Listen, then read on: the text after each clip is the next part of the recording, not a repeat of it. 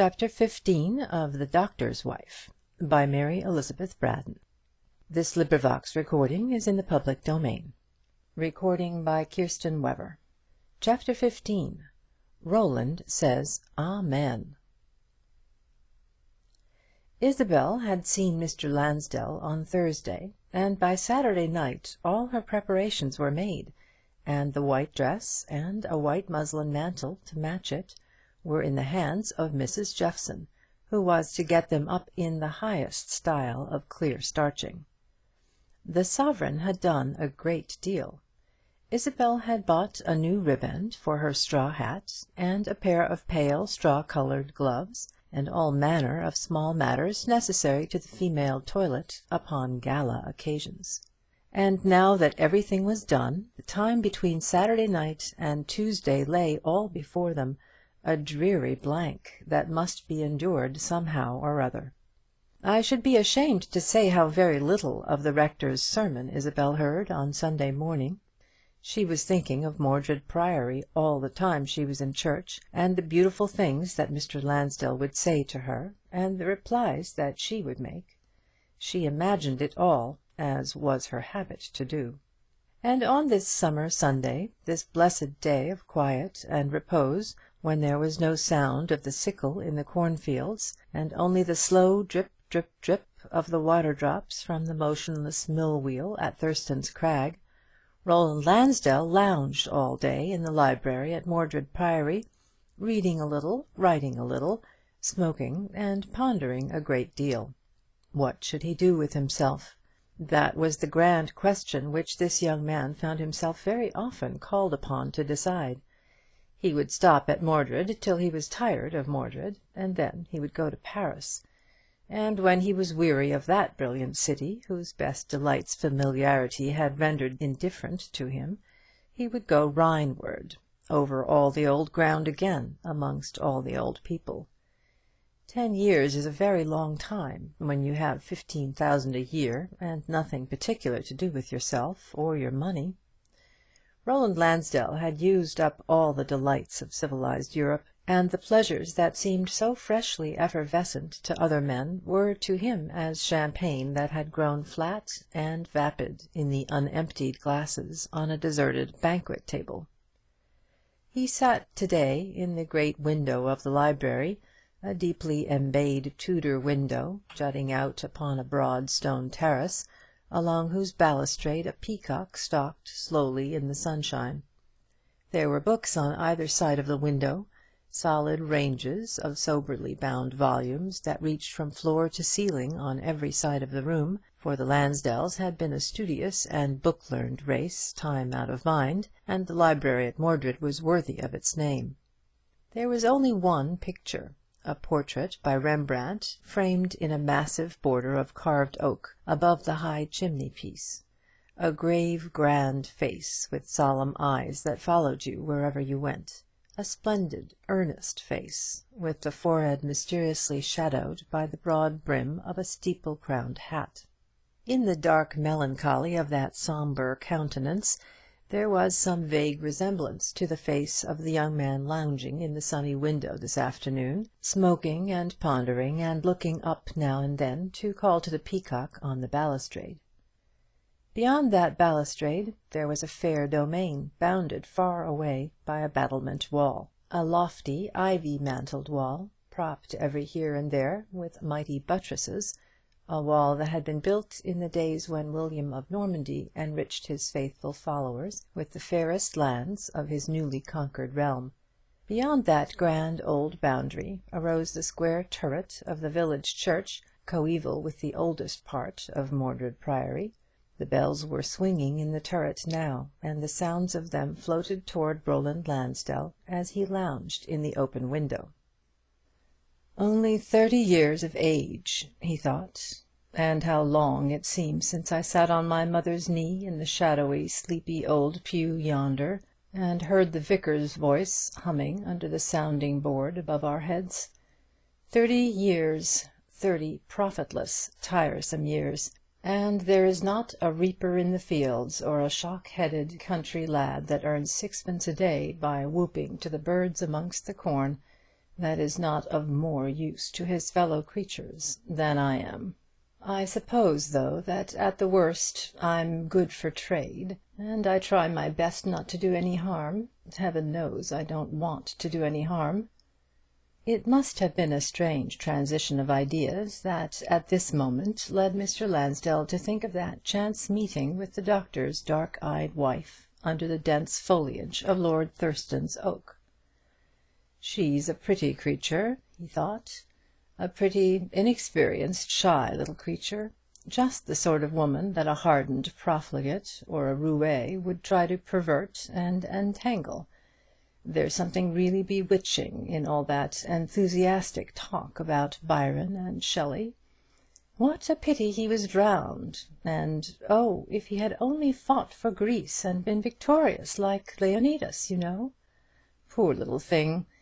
I wonder how much she knows about Leonidas. How splendid that would have been! But oh, to think that he should have had fever, a fever just such as kills common people, and died just when he had proved himself so great and noble. It's the newest thing to find all these silly schoolgirl fancies confusing the brain of a woman who ought to be the most practical person in Graybridge. A parish surgeon's wife, who should not, according to the fitness of things, have an idea above coarse charity flannels and chamomile tea and gruel.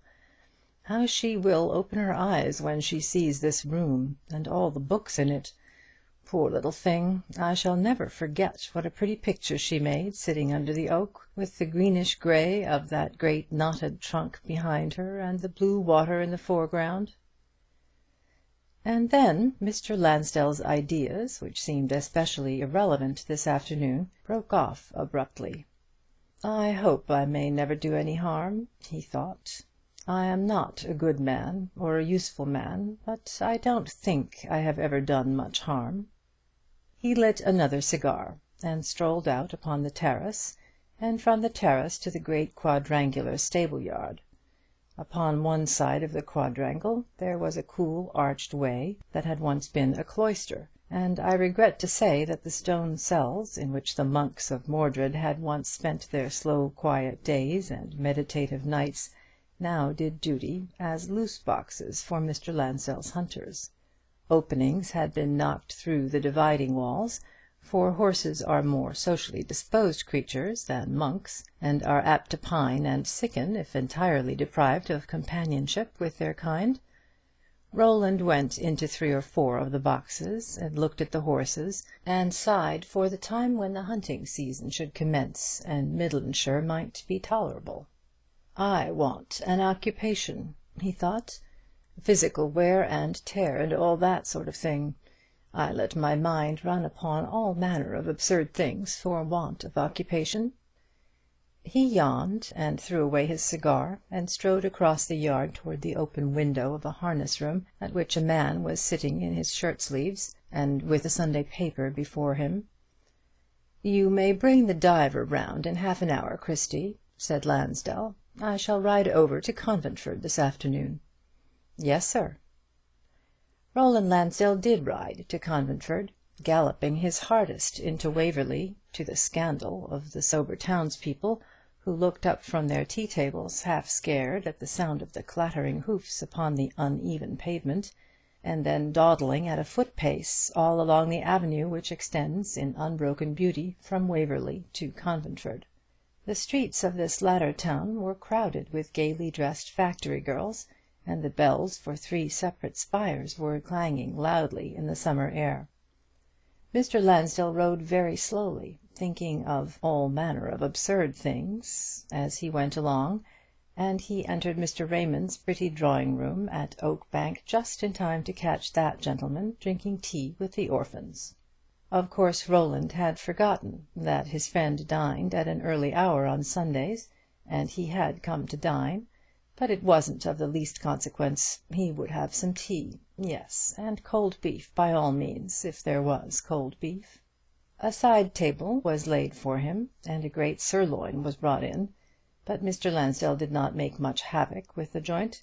He and Mr. Raymond had a good deal to say to each other, and Mr. Lansdell took very kindly to the orphans, and asked them a good many questions about their studies, and their present governess, who was a native of Conventford, and had gone out that evening to drink tea with her friends.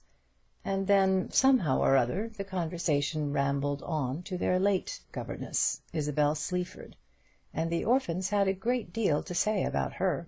She was so nice, and she told them such pretty things. Eugene Aram and Giaour, how wicked Black Hassan was to tie his poor sister up in a sack and drown her, because he didn't wish her to marry the Giaour. Miss Sleaford had modified the romantic story in deference to the tender ages of her pupils. Yes, the young ladies said they loved Miss Sleaford dearly. She was so nice. And sometimes at night, when they begged her very, very hard, she would act. The orphans uttered this last word in an awfully distinct whisper. And oh, that was beautiful. She would do Hamlet and the Ghost. When she stood one way with a black cloak over her shoulder, she was Hamlet. When she stood the other way with a mahogany ruler in her hand, she was the Ghost. And she acted the Ghost so beautifully that sometimes they were frightened, and wouldn't go outside the schoolroom door without a candle and somebody's hand to hold tight. And then Mr. Raymond laughed, and told Roland what he thought of Isabel, phrenologically and otherwise. "Poor little thing! I think there must be something very sad about the story of her early life," he said, "for she so evidently shrinks from all allusion to it. It's the old story, I suppose, an unkind stepmother and an uncomfortable home. Under these circumstances I was very glad to see her married to a well-disposed, honest-hearted young man." "She was very fond of Mr. Gilbert, I suppose; very much in love with him?" said Roland, after a little pause. "In love with him? Not a bit of it. She was very fond of him, I dare say; not in the sentimental manner in which she discourses about her poets and her heroes. But she has every reason to be fond of him as a faithful protector and a good friend." Mr. Raymond looked up suddenly, and fixed his eyes upon the face of his young kinsman. But it was dusk by this time, and in the dim light of the room Charles Raymond could not see the expression of Roland's face. He could only see the attitude of his head, which drooped a little forward, supported by his hand. "I lent my voice to the bringing about of Isabel Gilbert's marriage," Mr. Raymond said, slowly, "and God grant that no man may ever be base enough or cruel enough to interpose himself between these two." "Amen," answered Roland Lansdell, in a deep, solemn voice. And then he walked to the window and looked out into the twilit garden, above which the faint summer moon had newly arisen. "If I could have believed in that splendid fable of a future life, that grand compensating balance for all the sorrows and mistakes of this lower world, what a good man I might have been," he thought, as he stood there looking out, with his arm resting upon the broad wooden sash, and his head upon his arm. End of Chapter 15. Recording by Kirsten Weber.